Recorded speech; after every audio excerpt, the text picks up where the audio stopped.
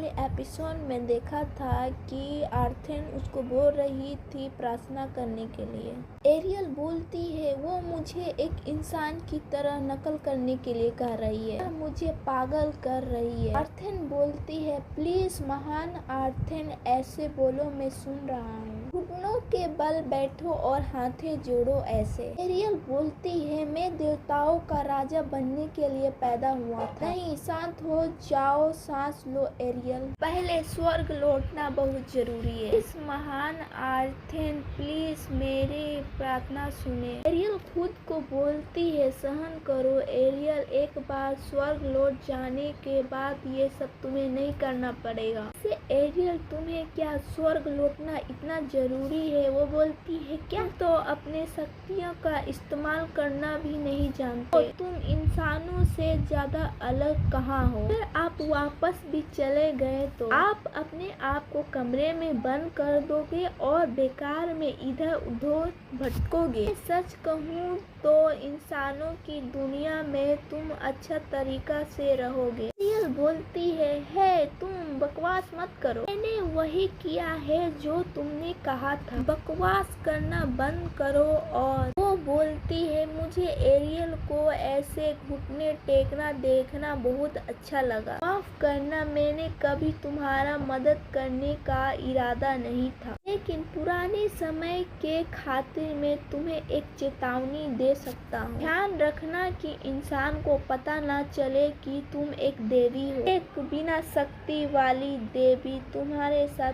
क्या हो सकता है आगे कुछ नहीं बता सकता। पहले वो महिला बोलती है क्या उसे ऐसा लगता है कि उसकी चेतावनी के लिए मैं आभारी रहूंगा, और उनको क्या लगता है कि वो मेरे साथ खेल सकती है? अब मैं स्वर्ग लौटूंगा तो उसका अंत कर दूंगा। अब तक की कहानी। एंजल बोलते हैं गॉड ड्यूकस एरियल को गोद लेने की प्रक्रिया शुरू हो गई है। हालांकि उनके बड़े भाई सम्राट इसे गोद लेने के लिए अस्वीकार कर रहे हैं। विरोध के बावजूद गॉड ड्यूकस ने भी तरीका से मंजिल के माध्यम से एरियल को गोद लेने का प्रयास किया। बाल वाला आदमी बोलता है मुझे माफ करना महिम गॉड ड्यूकस, लेकिन यहाँ तक कि मंदिर भी पहले ही सम्राट के प्रभाव से हो चुका था। पहला एंजल बोलता है और लेडी यूरिया वापस आ गई है। अब उन्हें सौंदर्य, प्रेम और परिवार की देवी अंडेरा ने छोड़ा था। दूसरा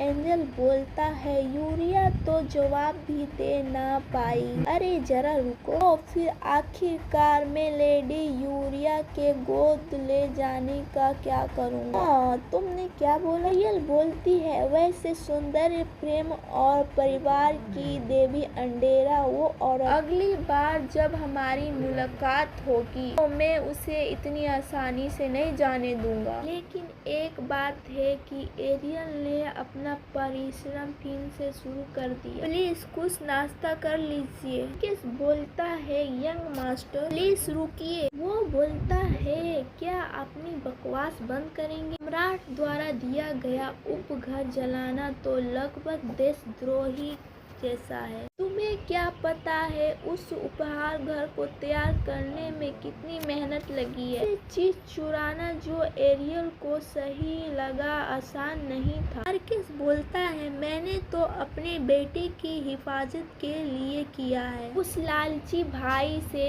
जो अपनी ही भतीजी के पीछे पड़ा है। मुझे थोड़ा शक था, लेकिन मैं सोचता हूँ कि मेरा भाई द्वारा गोद ले जाने से इनकार क्यों कर दिया। वो सच में एरियल को हासिल करना चाहते थे, इसलिए यही वजह है। कहूँ तो एरियल को अपनी बेटी के रूप में गोद लेना चाहता हूँ। आखिरकार उसने अपनी असलियत दिखा ही दी। वो हर रोज तोहफे भेजते हैं। बटलर बोलता है सम्राट की ओर से ये सारे गिफ्ट मिले हैं, ये तो चिट्ठियों में नजर भी डालने नहीं आता। तुम उस बच्ची के पीछे इतना पागल क्यों हो, जबकि वो तुम्हारे खून का हिस्सा भी नहीं है? तो बहुत ज्यादा हो गया। तुम्हारे भाई के पास तो एक बेटी थी और एक सपना था। माहिन बोलता है उसने क्या कहा? मेरे पिताजी की असली बेटी नहीं है, ज्यादा समानता है। वो वो उन सच्चाइयों को सुनकर हैरान हो गया जो आर्सेन ने जान लिया था। वो मेरे चाचा स्वयं सम्राट मेरे बहन को गोद लेने की कोशिश कर रहे हैं। मेरे पिता की वो नाजायज संतान जो अचानक समान हो गई। शुरू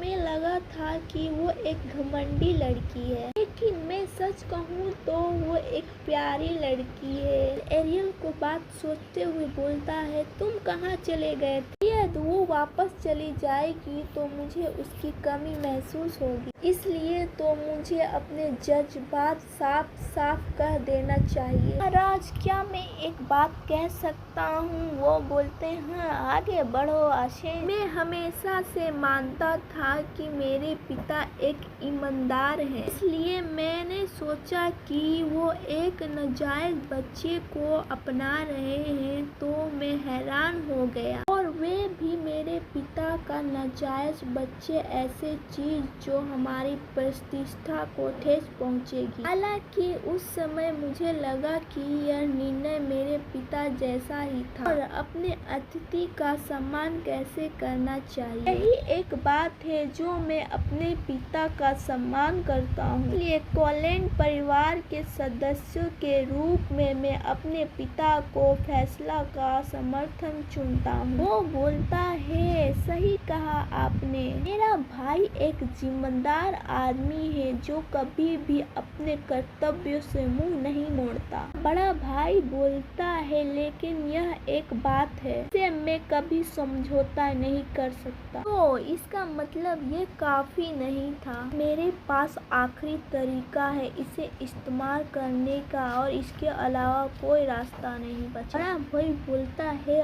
क्या बात है?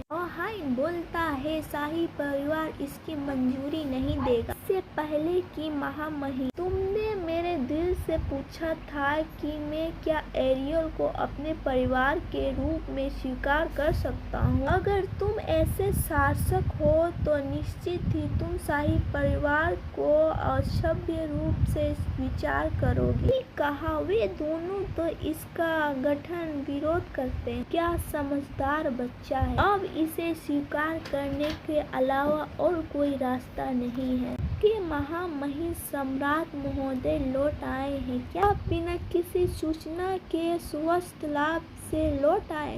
वो बोलती है, आपने मुझे चर्चा के लिए बहुत सारे पत्र भेजे थे, है ना? ये स्वस्थ से बढ़कर कुछ भी महत्वपूर्ण नहीं है। तो सोच रहा था कि आप पूरी तरह से ठीक हो जाएंगे तो हम धीरे धीरे बात करेंगे। एरियल बोलती है, वो औरत कौन है? वो तो पूरी तरह वेठो की आभा से ढरी हुई है। वेठो अगर मृत्यु का देवता, अगर ऐसा ही चलता रहा। एरियल को बोलती है, उसके पास ज्यादा वक्त नहीं बचा है। तो यही है वो लड़की जिसके बारे में बात हो रही है। इतनी प्यारी और बिल्कुल महामहिम जैसा दिखती है। मैंने सुना है कि तुमको मिठाइयाँ बहुत पसंद है। लो, मैंने खास तुम्हारे लिए बनाया है, जरा इसे टेस्ट करो। तो उसके मुंह में घुसा देती है। एरियल बोलती है, वाह कितना स्वादिष्ट है। ये तो बहुत स्वादिष्ट है। ये आखिरकार है क्या? ये देखो, इसे बेलोफा कहते हैं। वो बोलती है, इसका मतलब है कि मैं ये फल सिर्फ अभी खा सकती हूँ। अब आप कहो। हाँ, कुछ ऐसा ही है। एरियल अपने मन में बोलती है, मुझे इस महिला को जिंदा रखना होगा। किस बोलता है, रानी आपकी तबीयत कैसी है? बोलती है, हाँ मैं ठीक हूँ। एरियल बोलती है, मैंने फैसला कर लिया है, मैं इस इंसान के साथ रहूंगी। तीनों चौंक जाते हैं। क्या? एक बार फिर एरियल के शाही महल में हंगामा मच गया। हमें एक ब्लैक कोट मैन को दिखाया जाता है। उसका नाम रहता है पीटो सिंगलिम। शिरोरा को छोड़कर स्वर्ग में ऐसा कोई देवता नहीं है जो उनका मुकाबला कर सके। उसकी देवी शक्तियाँ बहुत अधिक है। एरियल, क्या आप इस बारे में चिंता है? वो बोलते हैं, सच में मुझे कितनी बार कहना पड़ रहा है कि मैं ठीक हूँ, चाहे बेटों कितनी ताकतवर क्यों ना हो। मेरे पास एक गुप्त हथियार है। चलो अब लेट जाओ, मैं थक गई। रानी बोलती है, मेरी बीमारी कोई संक्रामक नहीं है, लेकिन अच्छा फिर माफ कीजिए। ओह, अब सोने का वक्त हो गया है। फिर भी मेरे मन में चिंता रहती है, क्या पता मेरी बीमारी उसे ऊर्जा बच्चे में आकर्षण हो जाए। हे, काफी वक्त हो गया है, आखिरी बार किसी को गले लगाकर सोए हुए बहुत वक्त हो गया। अब और ये नन्ही प्यारी सी बच्ची है। एरियल बोलती है, तुम्हारे तो जुड़वा बच्चे हैं ना। उफ, वो दोनों सही हैं, लेकिन वे दोनों मुझसे ज्यादा जुड़ाव नहीं रखते। ऐसा इसलिए है क्योंकि मैं उसके साथ नहीं रह पाऊंगा। बोलती है, क्यों नहीं? क्योंकि मेरी बीमारी की वजह। जब मुझे पहली बार बीमारी का पता चला तो मैं जल्दी ही महल छोड़ के चली गई, ये सोचकर कि मेरे पति और बच्चे को कोई परेशानी ना हो। लेकिन वो एक पल में सब अकेला बीतने लगा। मैंने दो बातें समझी कि मेरे पास ज्यादा वक्त नहीं है, और दूसरी यह दिल में चीर देने वाली तन्हाई जो मेरे दिल में बह गई। इसके बाद मैं जल्दबाजी में महल लौट गया, लेकिन उन बच्चे के लिए 4 साल का समय बहुत लंबा था, और मैं उनकी नजर में मानो कि गायब हो गया।